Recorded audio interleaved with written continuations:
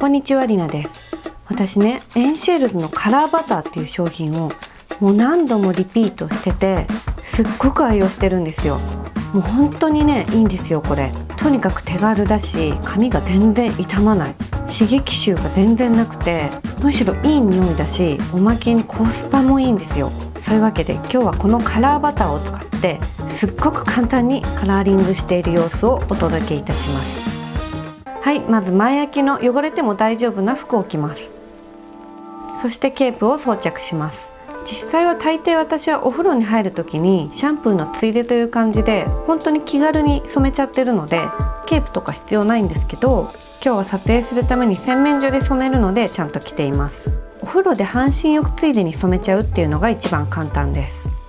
次にゴム手袋をつけます。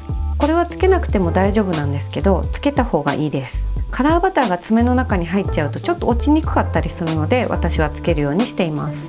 で、手袋はこういう商品に入ってるこういうタイプの手袋でもいいんですけど、ゴムタイプの方が手にぴったり密着するので圧倒的に作業しやすいです。両手に装着します。そしてこちらが私が愛用している大好きな商品、エンシェルズのカラーバターです。前までは右のダークシルバー単体で使ってたんですけど、左のベイビーピンク、これはね、前に髪をピンク色にしたいなと思って購入して結局あんまり使わないまま残ってたものなんですよ。で、ある時ふともったいないなと思って試しに一か八かで混ぜてみたら、なんかすごくいい感じのお色味になったので最近は混ぜてます。カラーバリエーションがねすごく豊富なので、自分で好きな色をね好きなように混ぜて好きなお色味を作れる、これもカラーバターの良さの一つです。まずこのダークシルバー、手を容器にズボッと入れちゃってこれくらい取ります。髪の毛が少なめのショートボブの私にはこれくらいの量で大丈夫です。これを適当な容器に入れます。私はアイスとかコーヒーとかの空き容器をこれのために洗って取っておいて使い捨てしています。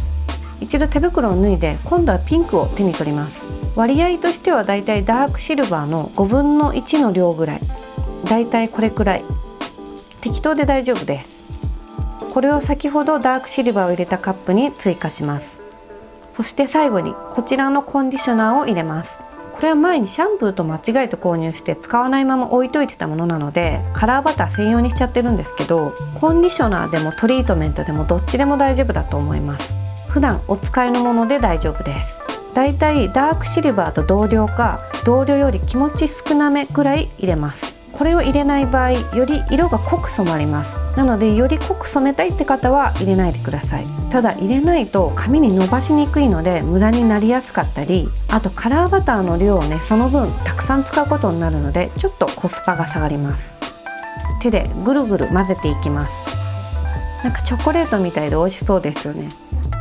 よーく混ぜてください。はい、できました。赤みが強めのかなり濃いめの紫という感じの色味です。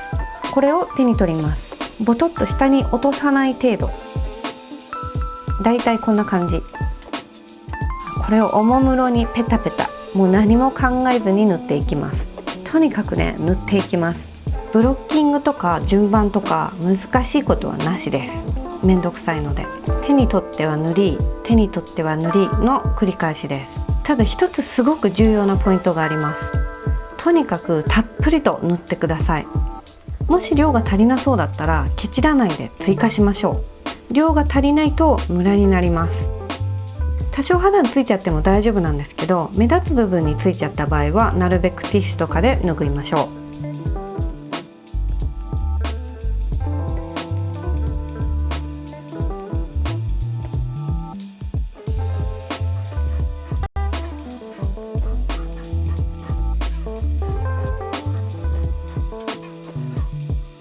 塗り残しがないか合わせ鏡でチェックしながらとにかくたっぷり塗っていきます。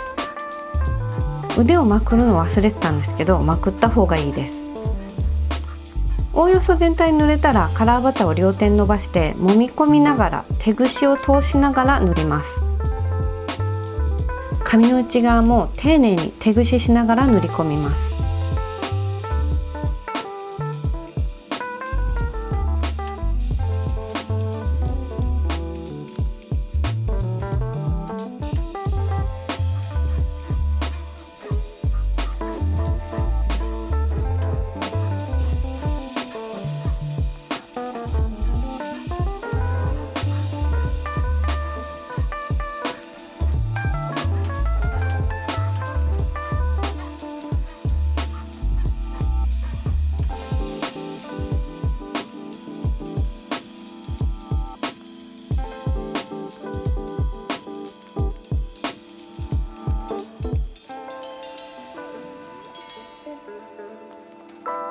この揉み込みと手ぐしがムラを作らないための秘訣です。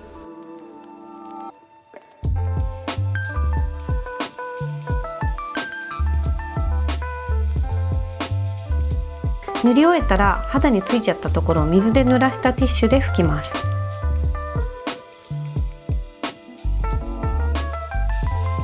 おでこの生え際とか、あと忘れちゃいけないのが耳の後ろ側、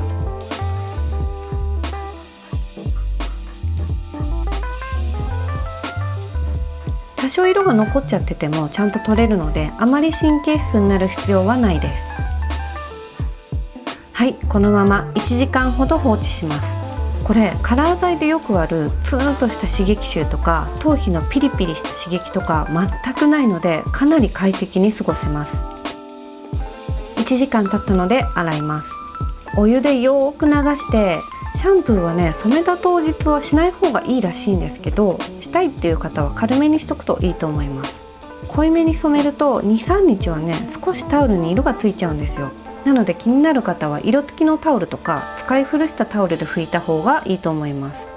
いつもは乾かす時にヘアオイルをつけるんですけど、オイルをつけた部分って色が濃く見えちゃうので、今日は色がちゃんとわかるように何もつけない状態で乾かしていきます。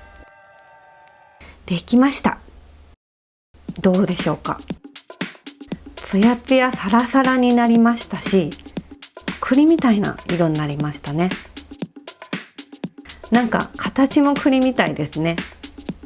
これね、デメリットは色落ちしやすいことなんですけど、なんせね、手軽な上にコスパもいいので、私はあんまりデメリットとは感じていないです。